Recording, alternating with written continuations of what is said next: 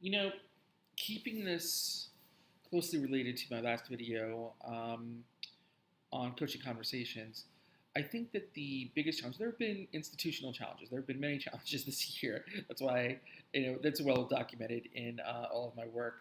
There were institutional challenges, there were mindset challenges, there were um, background knowledge challenges and preconceptions about inquiry learning and things like that. What is professional learning? What is it for?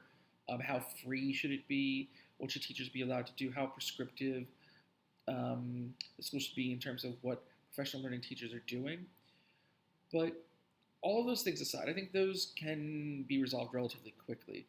But there does have to be kind of like a willingness to change those things, and that's actually a good ham-handed segue into what I think the greatest challenge is, because going back to the situation with Anna, where I didn't realize exactly what she was hoping to accomplish, um, because she was just in a place where she just wanted to talk about her problems and she just wanted to talk out her frustrations about teaching.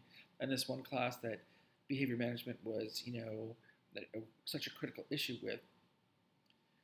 What is clear is that a teacher who's in that position, in that frame of mind, and worrying about those things, or not even knowing what she's worrying about, just because she just wants to vent, she's not in a motivational wave.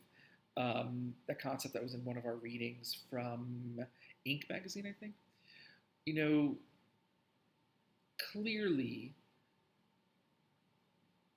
that teacher was nowhere near a motivational phase, a kind of like, an upswing where she motivated herself and she was ready to go.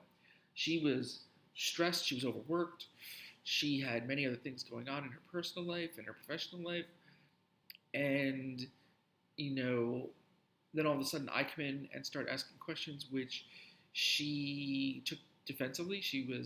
I didn't know it until later, because she was really deflecting me and she was acting confident about a few things, and she was acting like it wasn't a big deal. She didn't have major concerns, but she was really deeply concerned with something that she hadn't even pinpointed yet. And we may never know. We may never unpack that, because I think it's a mix of work items and personal items and things like that. But again, going back to my realization of that, I didn't pick up on that at all, and a lot of other people didn't pick up on it at all. Like if you come out of a meeting that's not really successful and you say, "Hey, is something bothering Anna? Do you guys know anything about Anna?" Everybody was, completely oblivious, right? Anna's just like doing her thing, and that's fine and everything. But so what is the solution then? What is the answer? Do we wait for motivational waves? Do we wait for just the right moment? Or do we take our chances and, because of the school calendar and because of, the life of the school is moving on, do we try to insinuate ourselves into that teacher's complex and chaotic series of events and emotions and things that are going on and try to make the learning happen? I'm not sure yet, but I would really fall on the side of being patient and waiting it out for as long as possible. Um, and because of like the real life circumstances of this course and the coaching that needs to take place in the school, and the fact that we're on a yearly schedule, that wasn't possible this year. I wasn't really aware of it, and so I wasn't thinking about it consciously like this. But I think in the future, I would really prioritize just about everything else. If I read anything, if I read too much into or anything into a teacher not being quite ready or not being quite motivated, I would look away. I would look to other teachers that are ready. I would look to other teachers that have different issues, and only when I felt there was nothing else to do or when I was forced by my superiors to go back in and talk to a teacher about certain things, would I do that? I'd attempt to try and figure it out. Like I said in my last video, I would, look for those undefinable or unprecedented or unforeseeable issues that might be out there. Try to get the teacher to share a little bit. Try to get them to open up. Um, that wasn't possible this time, but I would try that, but only in only as a last resort, or only because I'm ordered to. And I think I would even talk back. I would advise my superiors to let it go for a little while, or let's try this. Let's see how Anna's doing at the beginning of the new year.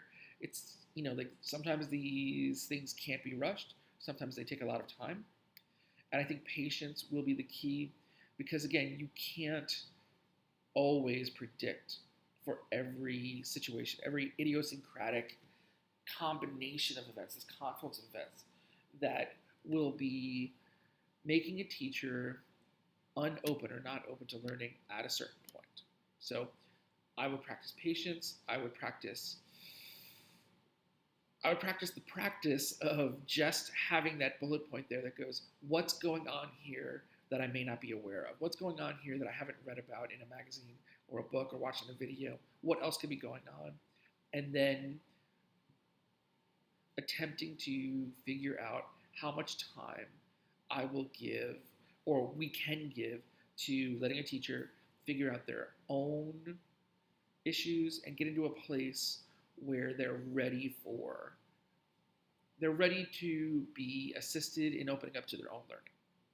Okay, so yeah, I mean, like, I really like the metaphor of that motivational wave. Just as a signal to coaches that it's not always about you, it's not about the system. It could just be the teacher, and we should wait whenever possible for an organic, natural place where the teacher is open to the kind of learning and professional learning we would want them to be. Okay? So that's my video for, what is this called? Essential skills for coaches, ironically. So the essential skill, I guess, would be patience. It would be patience.